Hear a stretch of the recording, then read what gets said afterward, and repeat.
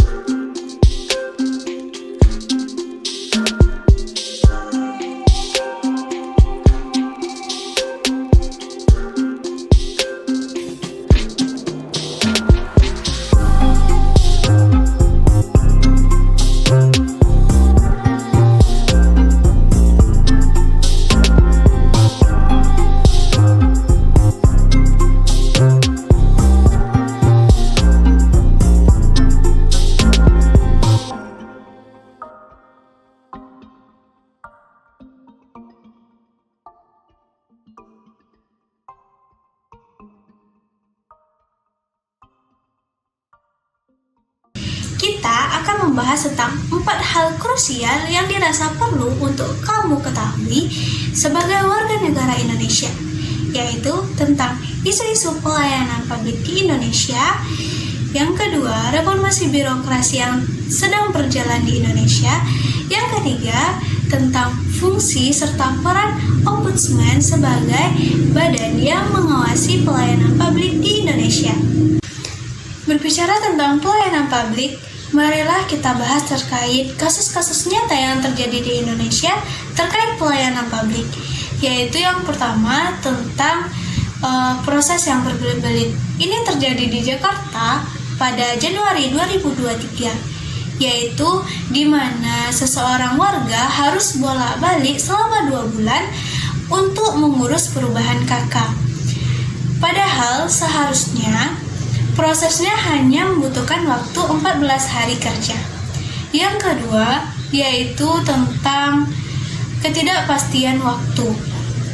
Ini terjadi di Surabaya Februari 2023, di mana ribuan warga rela mengantri dari jam 4 pagi untuk mendapatkan nomor antrian pembuatan paspor. Yang ketiga, yaitu pengetahuan atau pungli. Ini terjadi di Jawa Tengah pertengahan 2023, yang dimana terjadi di kantor Samsat yang melakukan pungli hingga 100.000 per kepengurusan STNK. Yang keempat, yaitu diskriminasi pelayanan, yang dimana tercatat di data Ombudsman 2023 bahwa masih ada pasien BPJS yang mendapatkan pelayanan berbeda, yaitu dari mulai waktu menunggu pelayanan dari pasien BPJS yang lama hingga keterbatasan akses ke dokter spesialis. Yang kelima, yaitu sistem online bermasalah. Ini terjadi pada awal 2024, yang dimana sistem BPJS bermasalah, sehingga pasien BPJS ditolak oleh rumah sakit karena gagalnya verifikasi dari BPJS tersebut. Untuk mengatasi isu-isu yang terjadi terkait pelayanan publik, pemerintah melakukan reformasi birokrasi, yaitu yang pertama tentang penyederhanaan proses, yang dimana setiap pelayanan publik sudah mulai menerapkan sistem satu pintu atau one stop service. Yang kedua yaitu digitalisasi pelayanan publik, yaitu melalui e-governance. Masyarakat sudah bisa mengakses pelayanan publik secara online, contohnya e-KTP, e-filing pajak, dan lain sebagainya. Reformasi juga mencakup tentang perilaku aparatur, yang dimana pemerintah sudah melakukan pelatihan pelayanan publik untuk membuat para pekerja bisa lebih profesional dalam melakukan pelayanan kepada masyarakat. Sekarang, marilah kita membahas tentang Ombudsman.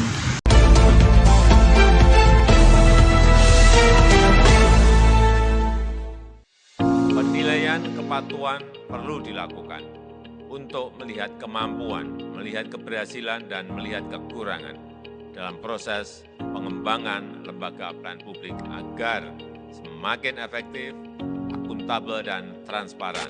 Kepatuhan terhadap standar pelayanan publik adalah satu kegiatan yang merupakan prioritas nasional yang diberikan kepada Ombudsman sejak tahun 2014 untuk mengukur seberapa patuh penyelenggara pelayanan publik itu terhadap standar pelayanan publik sebagaimana diatur di dalam pasal 25 tahun 2009 tentang pelayanan publik.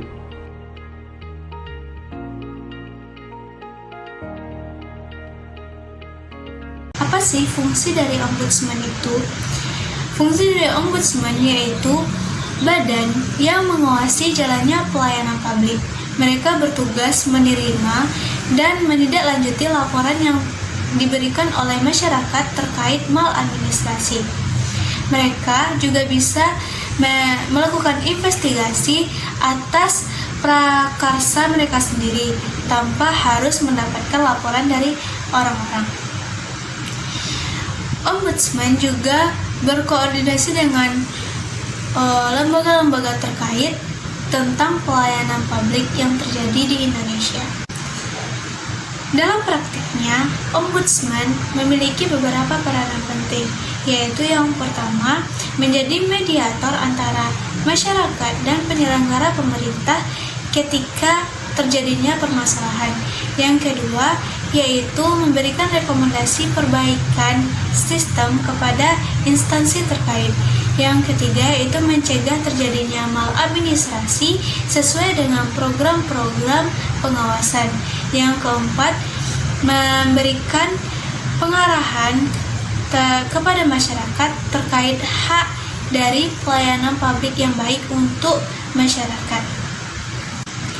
Sekian penjelasan dari saya terkait isu-isu pelayanan publik yang terjadi di Indonesia, reformasi birokrasi yang sedang berjalan di Indonesia, serta fungsi dan peran Ombudsman sebagai badan yang mengawasi pelayanan publik di Indonesia. Sekian pembahasan dari saya. Jika ada salah kata, saya mohon maaf. Assalamualaikum warahmatullahi wabarakatuh.